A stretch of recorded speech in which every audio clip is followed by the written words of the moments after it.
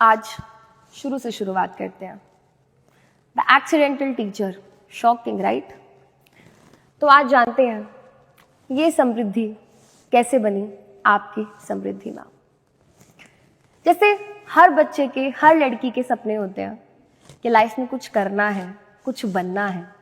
मेरे भी बहुत बड़े नहीं, बट हाँ छोटे मोटे सपने तो थे कि कुछ करके दिखाना है। मैं दिल्ली के एक बहुत छोटे से गांव से बिलोंग करती हूँ, जहाँ पे आज भी लड़की 21-22 साल की हो जाती है तो उसकी शादी कर दी जाती है। आज भी जब वो घर से बाहर निकलती हैं तो उनके साथ उनका भाई जाता है या उनके पापा जाते हैं। आज भी उनको शहर से बाहर पढ़ने के लिए नहीं भेजा जाता।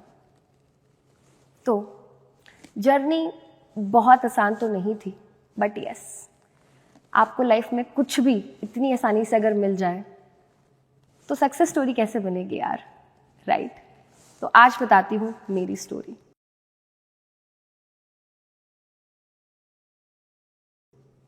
तो जैसा कि मैंने कहा, एक छोटे से गांव से बिलोंग करती हूँ, जहाँ पे लड़कियों को पढ़ा तो दिया जाता है बट काम करने की आज़ादी आज भी नहीं है।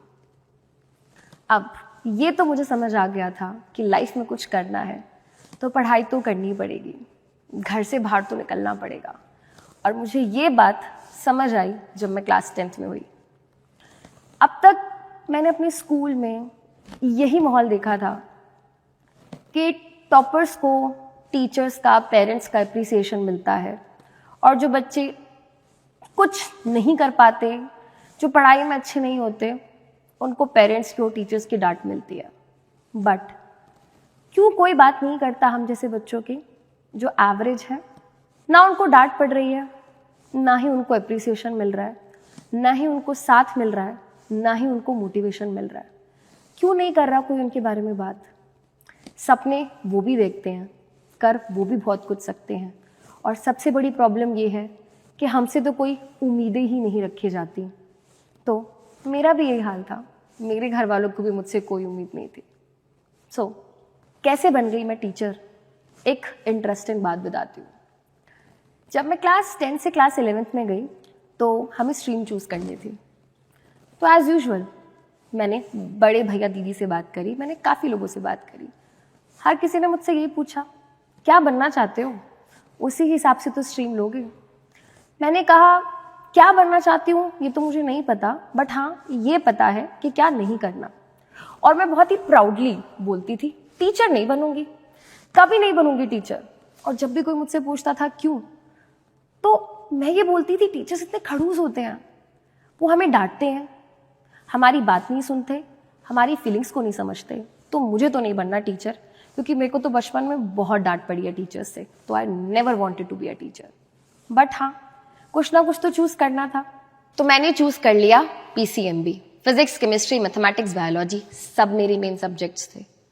सब्जेक्ट अच्छे लगते थे बट समझ इतना अच्छे से कुछ नहीं आता था, क्योंकि टीचर्स अपने ही तरीके से पढ़ाते थे।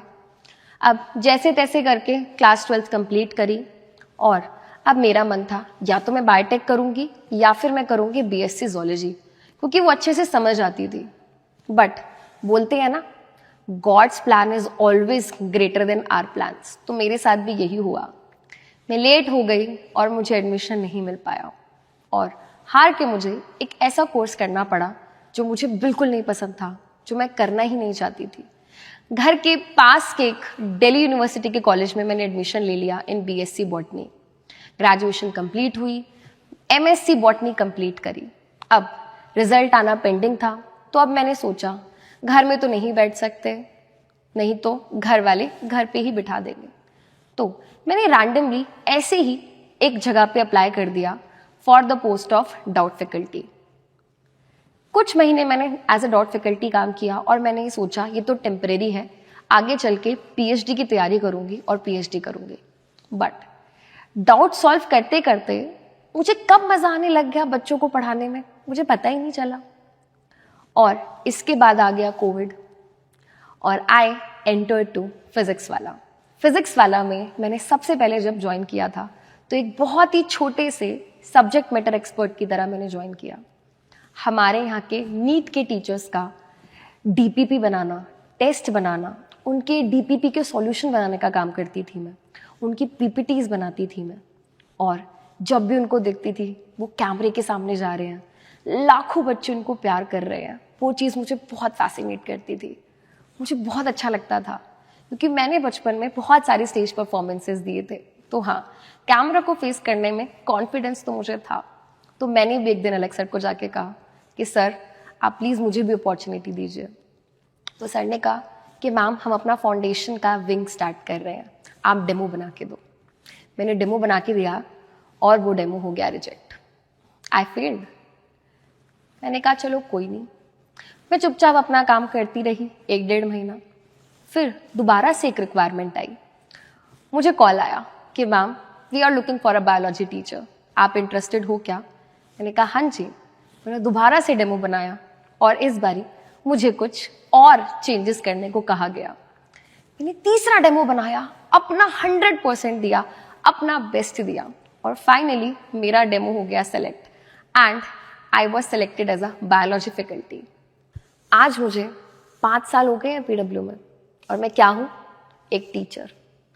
वो कहते हैं ना, क्यों डरे जीवन में कि क्या होगा, कुछ नहीं होगा तो तजुर्बा होगा। तो वो एक्सपीरियंस जो मैंने किया एज अ डॉट फैकल्टी, आज मुझे रियलाइज होता है कितना जरूरी था, कितना जरूरी था वो डेली का 70 किलोमीटर का अप डाउन, कितना जरूरी था वो महीने की 10,000 की नौकरी मेरे लिए।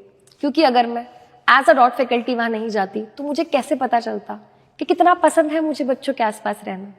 मुझे कैसे पता चलता कि बच्चे क्लास में हाँ तो कर देते हैं, सब समझ आ गया, बट अंदर ही अंदर उनके मन में बहुत डाउट्स रह जाते हैं जो वो डरते हैं अपनी टीचर्स से शेयर नहीं कर पाते। कितनी बातें बच्चे बोलना चाहते हैं अपने टीचर्स को, अपने बड़ों को, बट वो नहीं बोल पाते क्योंकि आज भी एक बहुत बड़ा गैप है स्टूडेंट्स के और टीचर्स के बीच में। और इस गैप को मैं फिल नहीं करना चाहती, इस गैप को मैं खत्म करना चाहती हूँ। तो क्या होगा इस चैनल पे? टॉपर हो, मेरे जैसे एवरेज हो, मैं तो नहीं मानती, बट अगर तुम्हें कभी किसी ने कहा है कि तुम फेलियर हो तो सबकी बातें इग्नोर करो, मैं तुम्हारा साथ दूंगी। साथ आगे बढ़ेंगे, कॉन्सेप्ट्स को पढ़ेंगे, कॉन्सेप्ट्स को समझेंगे, कॉन्सेप्ट्स को फील करेंगे। कहते हैं ना, टीचर वो नहीं होता जो सब्जेक्ट को पढ़ाता है, टीचर वो होता है जो सब्जेक्ट को फील कराता है।